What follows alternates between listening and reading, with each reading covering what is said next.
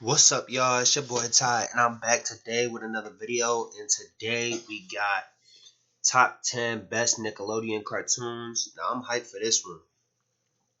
I don't know. I want to do something a little different than like the typical like music reacting to like songs, album reactions, stuff of that nature, things of that nature. But yeah, sorry, I've been low the last couple days. I don't know. I just been busy with like helping the family like set up like doing like Christmas decorations because that time now. Like, I was Christmas shopping and stuff, but we back now. I'm back now, and we got top 10 best Nickelodeon show cartoons. Oh, this is cartoons. It's not shows. Oh damn, I gotta do shows though at some point. But damn, this changing my whole like, cause I know some cartoons on here, but damn, I really thought this was shows. But anyways, you about to check it out, see what's going on.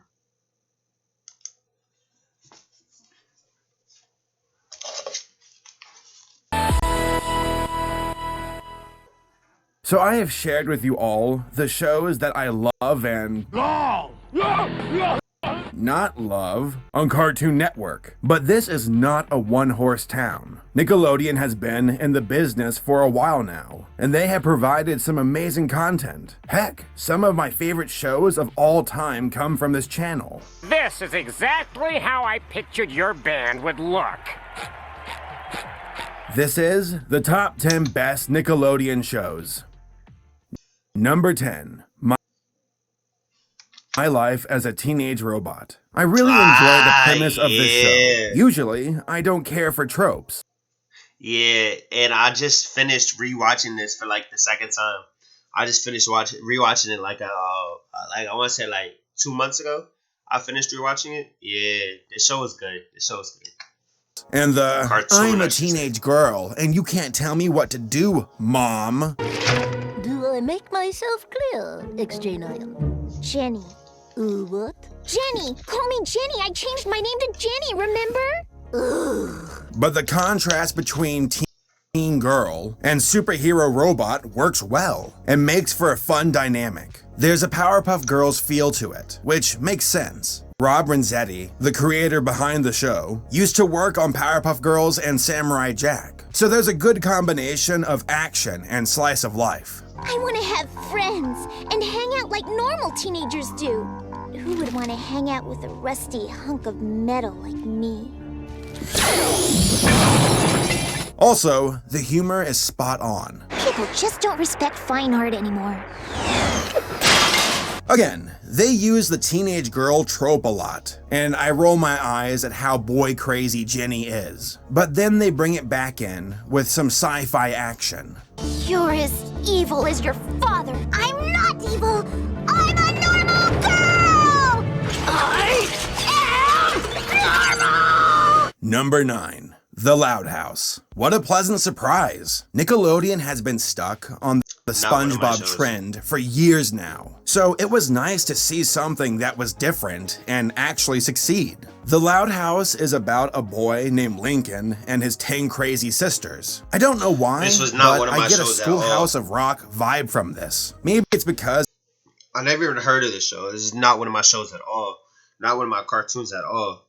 And I grew up on Nickelodeon, so that says a lot. of the character designs or the backgrounds. Usually, I don't care for generic characters who are summarized by a single trait. The funny girl, the music girl, the smart girl, the goth girl. But the show is able to flesh things out a bit. It takes some time to get there, but they get there. And they got a new outfit for half off, which was weird because none of it was missing. Duh. The show sets a solid precedent for current Nickelodeon, and that they should invest in new shows. That there is an audience out there that's hungry for fresh cartoons, and The Loud House was a step in the right direction. Number 8. The Angry Beavers. This is such a wacky show. I started to rewatch the series a month ago, and I forgot how insane it can be at times.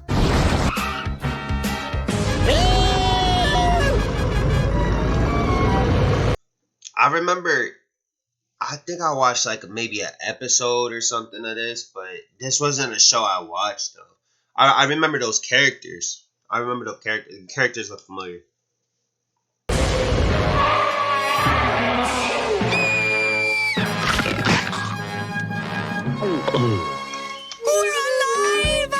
Yo, the shows I need to see on here is Rugrats, Avatar, Danny Phantom, and Rocket Power. Those are the 4 shows I need to see on here.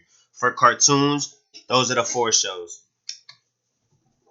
Those shows were banging. Like, come on. Where in the name of Deus Ex Machina did that T-Rex come from? Its humor is definitely its strongest trait. I don't typically laugh out loud while watching a show, but Angry Beavers constantly gets me. Another outstanding trait is the voice acting. I don't know if it's deliberate, or if they are just told to do whatever they want, but the final product is amazing. The voice actors for Norb and Dag deliver lines with this weird inflection, and have this goofy flow to it. Say, Dag, why don't you check the front porch? The front porch? See if any special handling instrucciones came with the car. Instrucciones? Look all around!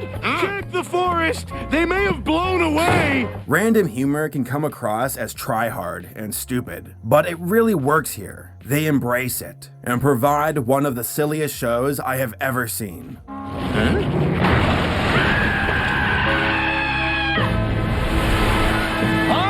Blows! Number 7. The Wild Thornberrys. I remember when this show came out. It premiered along... Oh my god, yeah, I remember that show. Yup, I remember that. Yeah. Oh, that reminds me. Damn, they gotta put Jimmy Neutron up here. Of course, SpongeBob's probably gonna be number 1. But I gotta see Jimmy Neutron up here. Fairly Odd Parents. Oh my god, what did he say? 6? He said 6, I think. I think he said 6. So I gotta see Fairly Odd Parents, Jimmy Neutron, SpongeBob, Avatar, Danny Phantom, and Rocket Power. Those are the next 6, and it's not gonna be all those 6. I know that. Side Cousin Skeeter, and all of the kids at my school were looking forward to it. We all kind of dismissed the Wild Thornberrys, and only cared about Cousin Skeeter, but after both shows aired, our opinions completely changed. It shouldn't be too surprising why. A big reason why I initially wasn't too excited for the Wild Thornberrys was due to their designs, and I did not like their mouth hanging on the chin thing they had going on. Sorry, Deb. I guess we'll just have to play Castle in the Combi.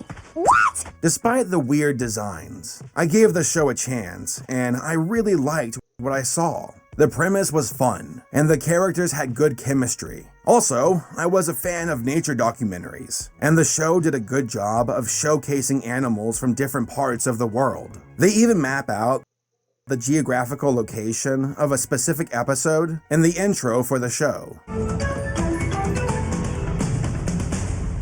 Eliza might have been the main character, but Tim Curry as Nigel steals the show. He is just so charming and funny. I'll do this with my hands. Number 6. The Fairly Odd Parents. There are a couple of shows on Nickelodeon that have overstayed their welcome. Fairly Odd Parents is one of these shows, but that's not to say it's not good. Heck, when it first came out, it was one of my favorite shows, and my friends and I would quote it at school all the time. You're my new best friend. When dealing with magic, the sky's the limit, and the show took that to heart. Aliens, monsters, superheroes. There was even a crossover with Jimmy Neutron. The characters are fun and have good chemistry, but my favorites were Timmy's parents. I loved how blissfully unaware they were of Cosmo and Wanda, even though the proof was usually right in front of them. Also, they were super funny. And this is where I'd put a trophy, if I had one! Number 5. Invader Zim. What a dumb show. The characters are idiots. The world it takes place in is disgusting, and the jokes are absolutely stupid. And I freaking love it. What? The gritty universe of Invader Zim, it just works. From nasty humans eating at a fast food joint to gross... I know this show and I've watched it, but I would have definitely not. I would have put it this high up for 5. No, there's too many other ones. There's too many other shows that I find better than this one. No, not at Alien all. biology. Invader Zim is one of the few shows that utilizes gross humor properly. I've been working out. As I said, the show is stupid, and it knows it. That's why they embrace it. You have an incompetent alien, a dim-witted robot, a mentally disturbed boy, and a little goth girl who could care less about any of it. Oh, and a professor who doesn't wear any pants. Power is restored to the Earth once more. It's a good thing I exist! It's random, it's grim, it's awesome. As I said before in my top 10 best Cartoon Network video, I am a big fan of robots, and Invader Zim delivers. Massive armadas of machines and mech fights. It makes the world feel bigger, but in a good way. Number 4, Rugrats. Rugrats was my first Fucking ad. Yo, he said Rugrats. Yes. I'm gonna have to run that back though. I was low key falling asleep a bit. A few weeks ago, I was happily sulking by my swimming pool. What do you want? Just came by to see if there's something I can help you with.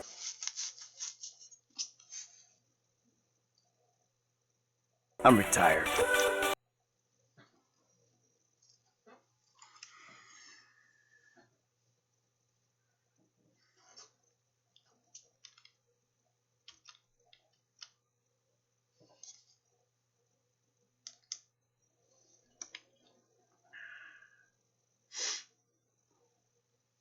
Come on, let's speed it up. Speed it up. of robots.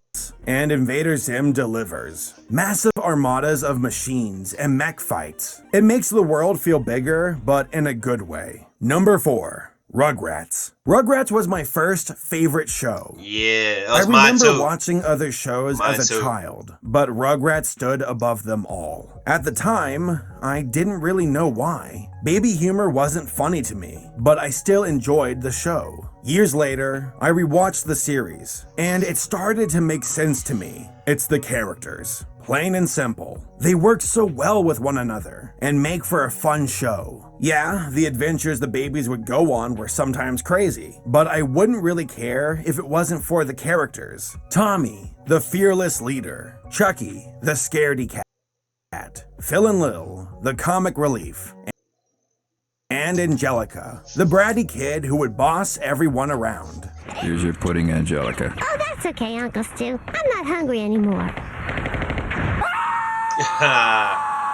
Here's the funny thing. As a kid, my favorite part of the show were the babies. But as an adult, my new favorite part of the show are the parents. There's so much adult humor that went over my head. But I caught it this time around. I told you, Charlotte. Dr. Lipschitz says it's a girl.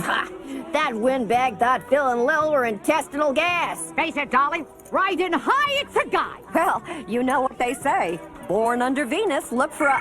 Hello? This was the first show that Nickelodeon truly pushed. I feel that they jumped the shark when they made All Grown Up into a spin-off series. After that, I didn't really care anymore, but the old episodes are still good and hold up to this day. It's 4 o'clock in the morning. Why on earth are you making chocolate pudding? Because I've lost control of my life. Number 3. Avatar, The Last Airbender. The Last Airbender yes. proves that an overarching story can hands down,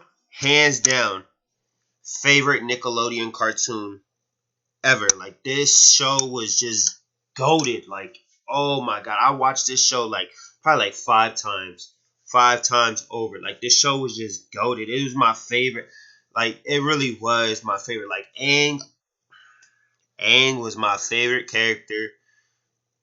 I always loved Aang and Katara together. I seen all 4. Like, this was just my show. This was my show for Nickelodeon. This is my cartoon show for Nickelodeon. I love this show. It's phenomenal. Amazing work. succeed on a children's television television channel. But that doesn't mean that adults can't enjoy it though. Avatar can have its silly moments. I was wondering if you would like to go out sometime. He'd love to. Great. I'll meet you in front of the shop at sundown. And serious moments. Happy birthday, my son. If only I could have helped you.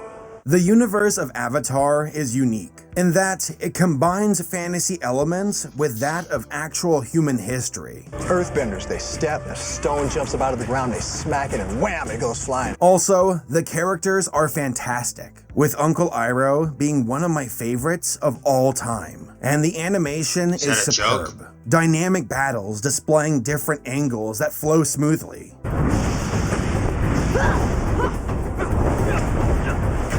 Everything about this show is satisfying, and I highly recommend it to anyone who hasn't seen it yet. Number 2, Hey Arnold. The first thing that stands out to me about this— Oh, wow. Oh my god. They put in Hey Arnold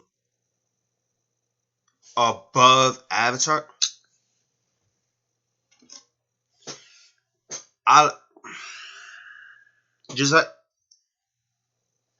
Hey Arnold was cool, but like I fell off that.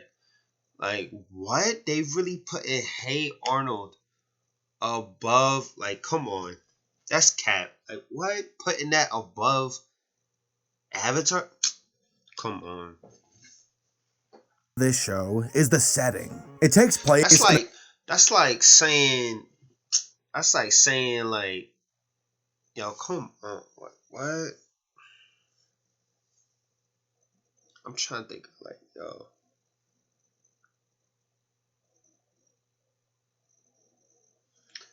What is that like though?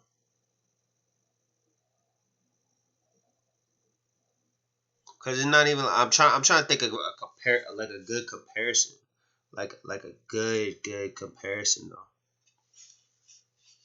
Okay, that's like saying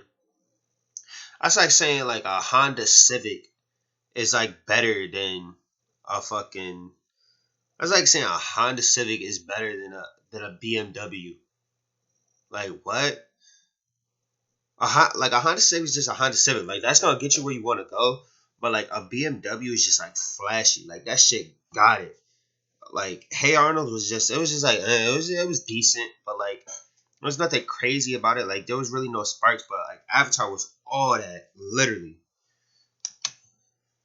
In a city that feels like a combination of New York and Seattle. Personally, I never lived in a city, but I know that they have all kinds of sights and characters. That's something that Hey Arnold excelled at. It has a wide but personal cast of people who live in the city, and they all feel unique. Stoop Kid, Pigeon Man, Big Bob, the Jolly Ollie Man. The combination of characters with a setting make for a wonderful world, one of fun and wonder despite being just a bunch of kids in a city. The cast of characters have great interactions, from the brashness of Harold, to the kindness of Arnold, to the obsession of Helga. They all just come together so perfectly. The greatest trait about the show, though, are the lessons they teach. They don't come across as pandering, and can apply to anyone, regardless of age. That's not easy to do, but Hey Arnold was able to pull it off. I'm super excited for the Jungle movie later this year. It looks excellent, and I think Arnold will get the closure he deserves. And number 1, the best show on Nickelodeon is—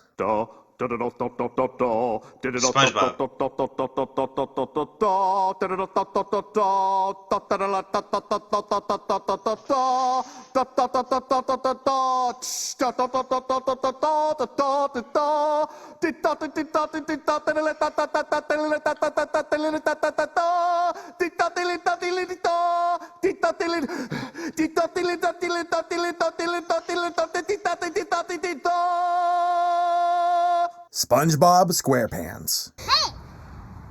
You already said that! This show is lightning in a bottle, which is why Nickelodeon refuses to let it go. It has been going on since 1999. and shows no sign of yielding. There's even a third movie for 2019. So this is the thanks I get for working overtime.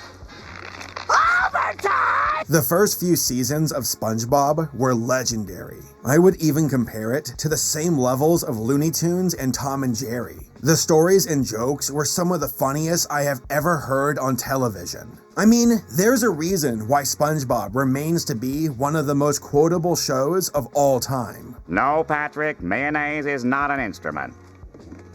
Horseradish is not an instrument either. The show embraces the strengths of its characters. Patrick and SpongeBob are like these dumb puppies, while Squidward is a grumpy cat who can just never win. It reminds me of Bugs and Daffy and how they would go back and forth with one another. Could I have something to eat? No. Could I have something to eat? No. Could I have something to eat? No. Can't you say anything else but no? Try asking again. Can I have something to eat? I love this show, and Yo, try asking again. Yo, that shit got it. After it's already said no like 6 times. love rewatching it. The old episodes absolutely hold up. It's a shame how Nick has run the show into the ground. As I said before in my video, the Loud House was a step in the right direction, and there's no shame in letting SpongeBob go. Though I doubt that will happen. It's a cash cow for the network, and money is a priority, so I don't blame them for that. I just hope that SpongeBob does not prevent other shows from getting a chance. But when it comes to the best show on Nickelodeon, old school SpongeBob is #1 in my book. Hey guys, thank you all for watching. The fact that I am low-key I actually am disappointed. The only shows I even fucked on, obviously, like I grew up watching SpongeBob, but that's not of all time. Like it would be on my list, but it's not gonna be #1 for me. It's definitely not gonna be #1 for me. For me, my top like 5. I don't even know if I have a top 10. It would be #1 down would be, or #1 up. It would be like #1 being the best. It would be Avatar. Then #2 would be Danny Phantom. #3 would be Rocket Power. #4 would be Fairly Odd Parents. #5 would probably be SpongeBob. And then #6 would be Jimmy Neutron. And then I can't think of any more after that. That's how mine would go. But Avatar is definitely top tier. Avatar and Danny Phantom, top two, and those are the really only ones that I would really go back to and like rewatch it.